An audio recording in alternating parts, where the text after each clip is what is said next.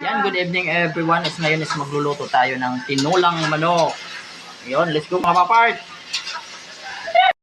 Ayun, magluluto tayo ngayon ng tinulang manok sa dinner namin ngayon. Ito yung mga ingredients natin. May pichay tayo at saka sayote. Ayun, gilisa ko muna yung manok para medyo mas mabango siya. Ayan, kumukulo na po yung ating tinulang manok. Medyo malapit na po mga papart. Sarap ng sabaw niyan. Maanghang-anghang. Linagyan ko siya ng kunting sili para mas masarap yung ganado sa pagkain nila. Atin sayote yung linagay ko lang. Hindi tayo nakakuha ng papaya. Sayote lang muna. Tsaka yung pichay, mamaya ko nilalagay kapag medyo luto na siya.